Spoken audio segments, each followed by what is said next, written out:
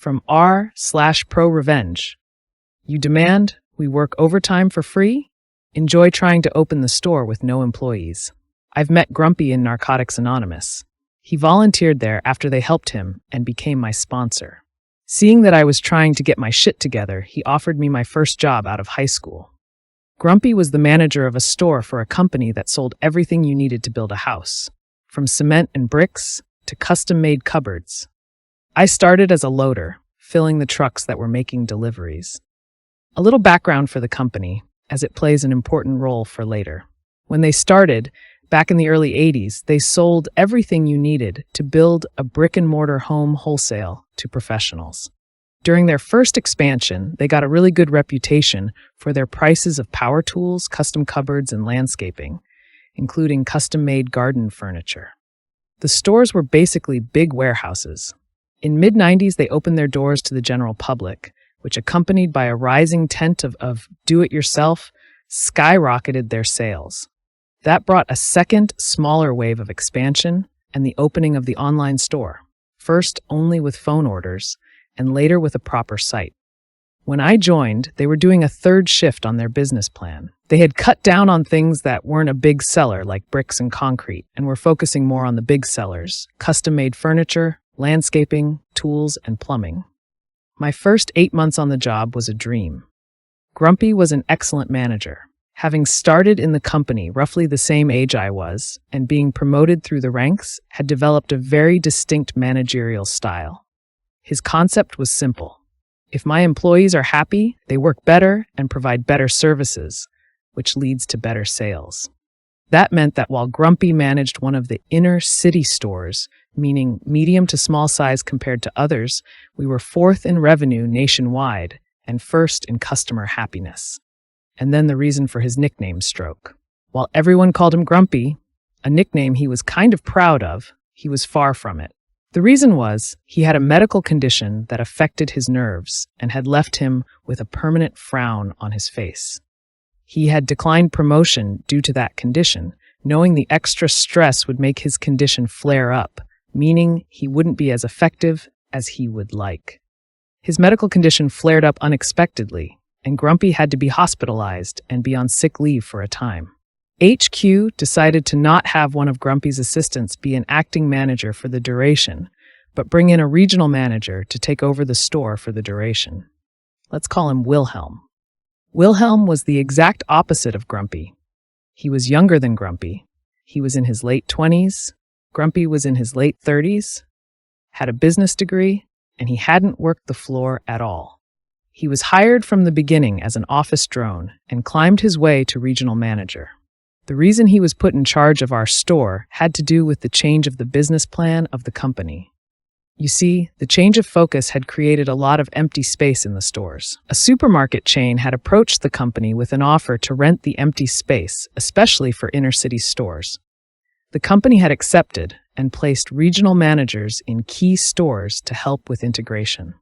The thing is, the supermarket chain had a reputation of being bad employers. That was reinforced by one of our tellers, who had worked for them for 3 years before quitting to join us. Wilhelm didn't help also. His managerial style was based in only one concept: make more money in any way possible. He started by changing our schedule from monthly to weekly, raising the sales targets to unrealistic heights, and always demanded more. In the first 2 weeks, 6 experienced people had left, 4 quit, and 2 fired, and replaced by young, inexperienced people that were easier to manipulate. And then the integration happened. The floor was the first to feel the problem. The supermarket opened its doors and was understaffed. Wilhelm started sending people over to help for 4 to 6 hours, while also demanding to work their regular shifts. If someone declined, they were written up. 2 write-ups in 6 months, and you were fired. Then Wilhelm came to lay the law in the loading bay. The loading bay was shared between the 2 stores. Wilhelm declared that we had first help the 2 guys of the supermarket unload their trucks first, because their products were perishable, and then started loading our own trucks. That would throw our delivery schedule to the wind. The loading crew worked 5 to 1. We loaded first the trucks that had longer to travel, so they will be ready to leave at 7 at the latest. The company had a next-day delivery policy for a 150 miles radius.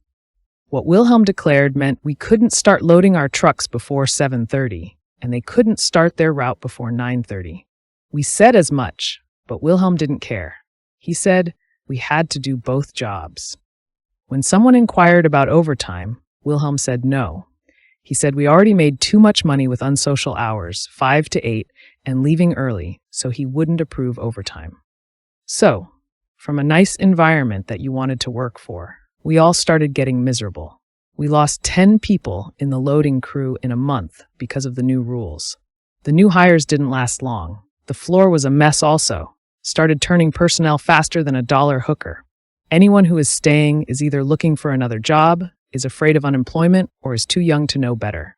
The sales had a very small decline, but customer happiness is plummeting fast. After almost 6 months, all the old guard that was left was ready to quit.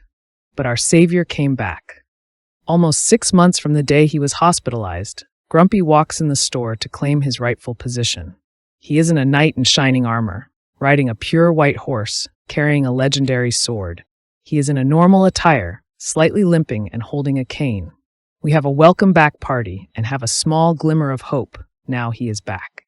We are informed that Grumpy will be on light duties for 2 weeks before he becomes the manager again. Despite Grumpy being back, Wilhelm still remains the regional manager, which means he outranks Grumpy and makes it very clear in private meetings with all of us. If he caught us complaining to Grumpy, we were as good as gone. Still, a few of us are planning to have a meeting with Grumpy after a few weeks, letting him get his sea legs back. But another department had other ideas. During his reign of terror, the only department that Wilhelm couldn't control was the workshop. He knew that if he treated them as bad as he did to us, they would quit, and the sales would go from a small decline to bottom of the barrel real quick. As I said, custom-made furniture was the #1 seller. So the head carpenter has a meeting with Grumpy on his second day talking about the future of the workshop. In reality, the guy spilled the beans on Wilhelm. With the pretext of catching up with the changes, Grumpy has meetings with everyone, learning what Wilhelm had done and why we had so many new staff. You could feel he was getting angrier with every meeting. He had also had an eye-opening meeting with the manager of the supermarket. Finally, the time had come that he is the manager again. On his first day back as a manager, Grumpy notifies everyone of a mandatory meeting after the store is closed. He has a solution. So gather in the store after closing hours, and Grumpy lays out the plan. For the next couple of days, nobody except him is coming to the store. If anyone calls us, we should direct them to him, which we did when we started calls about the store being closed. Grumpy's answer to the HQ was simple. The staff was working on a second job during their shifts, which is a breach of contract, so I had to fire them all and find new staff. That caught HQ's attention because nothing of the sort was reported in the past 6 months. They asked Grumpy for evidence, which he happily provided with our written testimonies, which brought a shitstorm on Wilhelm. You see, Wilhelm had an arrangement with the supermarket manager. He got a kickback from our unpaid labor for the supermarket, and the manager offered the same thing to Grumpy. He also included that Wilhelm regularly declined to sign overtime, which meant that if any one of us went to the labor department, the company would get a really huge fine. Wilhelm quickly got fired. We all received calls to interview with the company for an open position. We all received severance pay for our firing, plus most of the unpaid overtime, about 80% of it. Almost all of us went back to work with a small pay raise based on experience. The company took a long, hard look on the supermarket chain and distanced themselves from them. They stayed until their lease was over, but no shared employees anymore, and a lot of theirs jumped ship to our side. Next time Grumpy had to take time off, one of his assistants took over. 2 did a stellar job, leading to be promoted to managers in other stores. Grumpy brought back his usual managerial style, leading again to a rise of sales and customer happiness. I left the job 3 years later for a better paying position, but I still remember Grumpy as one of the best managers I ever had. Leave a like and a comment if you enjoyed this video and subscribe to our channel to make sure that you don't miss any upcoming videos.